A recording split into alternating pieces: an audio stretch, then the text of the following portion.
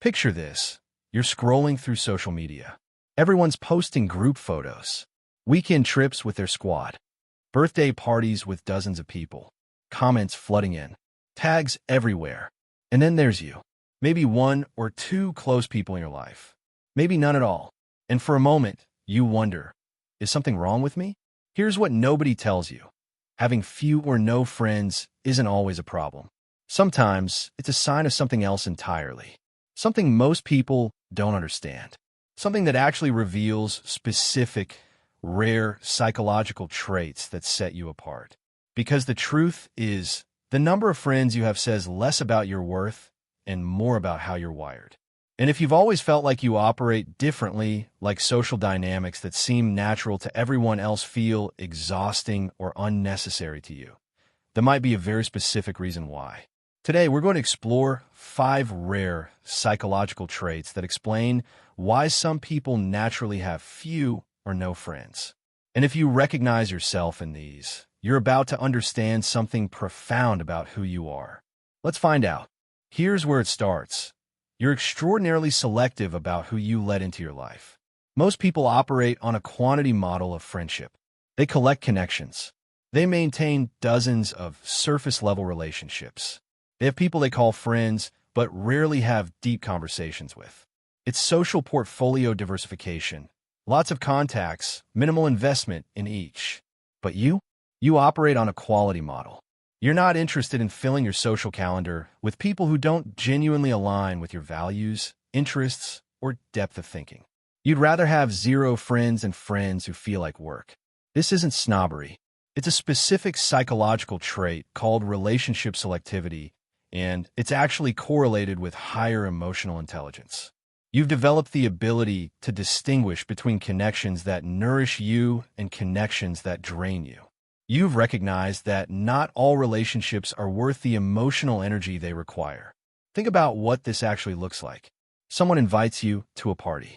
You know it'll be small talk, surface-level interactions, performing social niceties for hours. Most people go anyway because they fear being left out or labeled antisocial.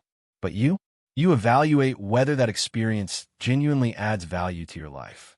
And if the answer is no, you decline without guilt. This selectivity means you end up with fewer people in your life. But the people who do make it through your filter, those relationships are deep, authentic, and genuinely meaningful. You'd rather have one person who truly understands you than 20 who know your name, but nothing about your inner world. Here's the second trait. You derive fulfillment from within, not from external social validation. Most people need others to feel okay about themselves. They need conversations to process their thoughts. They need social activities to feel alive. They need validation from friends to confirm their worth. Their emotional baseline depends on regular social input. But you've developed something psychologists call intrinsic motivation. You have internal sources of meaning, purpose, and fulfillment that don't require other people.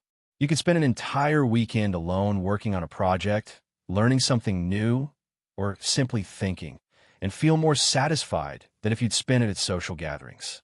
This isn't loneliness. It's self-sufficiency. You've built a rich internal world that sustains you. You don't need someone else to validate your experiences to make them feel real. You don't need to share every thought to process it. You're comfortable in your own company because you've learned to be your own source of engagement. Imagine this. You have a breakthrough insight about something you've been thinking about. Most people immediately need to tell someone, to share it, to have it acknowledged, to make it feel significant. But you can sit with that insight, develop it further, let it transform your thinking, all without needing external confirmation that it matters. This trait often develops early. Maybe you were an only child who learned to entertain yourself. Maybe you grew up in an environment where emotional self-reliance was necessary. Either way, you built the capacity to generate your own fulfillment. And once you have that, the social pressure to maintain friendships just to avoid being alone disappears. You know, if you're resonating with these traits, there's something else you need to understand about yourself. I made a video recently about the psychology of people who are comfortable being disliked. And honestly, there's a massive overlap with what we're talking about today. Because when you have few friends, You're also naturally comfortable with the fact that most people won't understand you. And that psychological space, where other people's opinions don't control your life, is incredibly powerful. So here's what I want you to do. After this video, go watch that one. And while you're there, drop a comment and tell me which trait from today's video hit you the hardest. I'm genuinely curious. Is it the selectivity, the self-sufficiency, or one of the traits we're about to cover? Because I read every single comment, and your insights always teach me something new about how these psychological patterns show up in real life. So don't just watch passively, engage. Let's build a real conversation about this. All right, back to the traits. Here's the third trait. You have a naturally lower tolerance for social stimulation. This isn't about being shy or anxious. This is about how your nervous system processes social interaction. For most people, socializing is energizing. They feed off conversations, group dynamics, shared activities. They feel recharged after social time. But for you, socializing is depleting. Even positive interactions drain your battery. An hour of conversation can leave you needing 3 hours alone to recover. It's not that you dislike people. It's that social engagement requires more energy from you than it does from others. This is linked to something psychologists call sensory processing sensitivity. Your nervous system picks up more information from social environments, subtle emotional cues, unspoken tensions, layered meanings in conversations. You're processing more data, which means you fatigue faster. Think about what this means practically. Someone suggests getting together for coffee. For them, it's a casual, low-effort interaction. For you, it's an energy calculation. Is this worth the recovery time I'll need afterward? Most people don't understand this calculation because they don't have to make it. So when you decline invitations or limit social contact, they interpret it as disinterest or rudeness. But you're just managing your energy. Over time, you learn to protect that energy. You become selective not just about who you spend time with, but how often and in what contexts. You might be fine with one-on-one deep conversations, but exhausted by group settings. You might prefer text communication where you can control the pace. You create systems that work for your nervous system, even if they don't look like typical friendship patterns. And here's the thing. This trait naturally limits how many friendships you can maintain. Because while other people can juggle 10 friendships easily, you might only have the energy for 1 or 2. And that's not a deficiency, it's just your particular wiring. Here's the fourth trait. Your values and interests don't align with mainstream social culture. Most friendships form around shared activities and common interests. People bond over sports, pop culture, nightlife, fashion, trending topics. They connect through participation in collective experiences that require little depth, watching the same shows, following the same trends, laughing at the same memes. But your interests are niche. Your values are unconventional.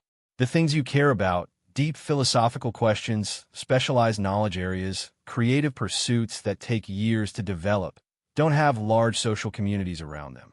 You're not interested in small talk about trending topics. You want conversations about ideas, systems, meaning. This is cognitive nonconformity, and it's strongly correlated with both high intelligence and creative thinking. You've developed your worldview independently rather than adopting it from your social environment. You question assumptions most people accept automatically. You're drawn to complexity in a world that prefers simplicity. But here's the cost. When your interests and values are outliers, you naturally have fewer people to connect with. You can't bond over things most people bond over because those things genuinely don't interest you. And most people can't engage with what does interest you because it's too specialized or abstract. So you end up in this position where typical friendship formation opportunities don't work. College social events? Boring. Office happy hours? Superficial. Hobby groups? Still too surface level. You need someone who matches not just your interests, but your depth of engagement. And those people are rare. This doesn't mean you're elitist or antisocial. It means your cognitive and value structure requires a specific type of connection that simply isn't common. And rather than forcing friendships that feel hollow, you've accepted that meaningful connection might be rare. Here's the fifth trait, and it's the most complex. You've been hurt before, and you've built protective boundaries in response. Maybe you had a close friendship that ended in betrayal. Maybe you were excluded, gossiped about, used. Maybe you trusted people who didn't deserve it, and the pain taught you that relationships carry risk. So you did what any intelligent person does with risk. You managed it by limiting exposure. This is adaptive self-protection, not dysfunction. You're not avoiding relationships because you can't handle them. You're avoiding relationships because you've accurately assessed that many people aren't trustworthy with your vulnerability.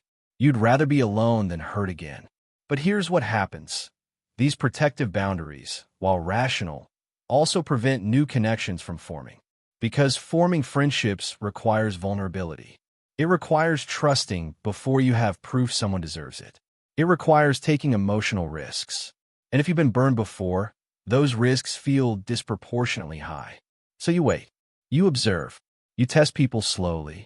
You maintain emotional distance until you're absolutely certain someone is safe. And most people don't have the patience for that process. They want immediate rapport, quick intimacy, instant friendship. Your caution reads as coldness. Your protection reads as rejection. So they move on to easier connections. Over time, this creates a cycle.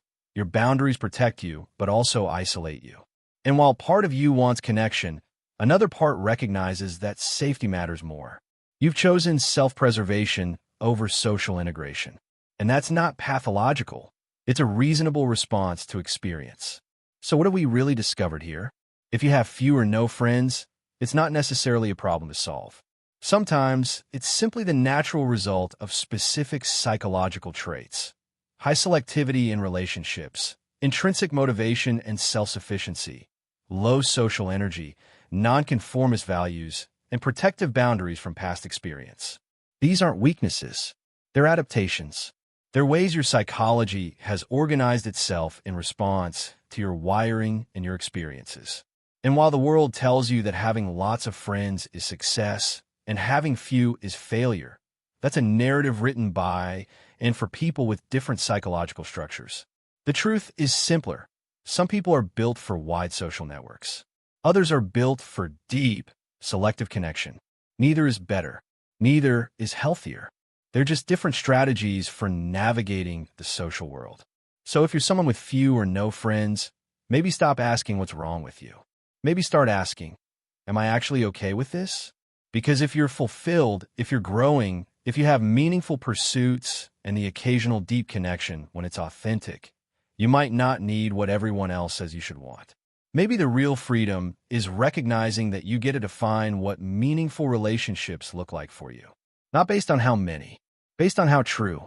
And maybe, just maybe, understanding these 5 traits helps you see yourself not as deficient, but as simply different, operating on a different frequency, looking for a different kind of connection. And that's not something to fix. That's something to understand.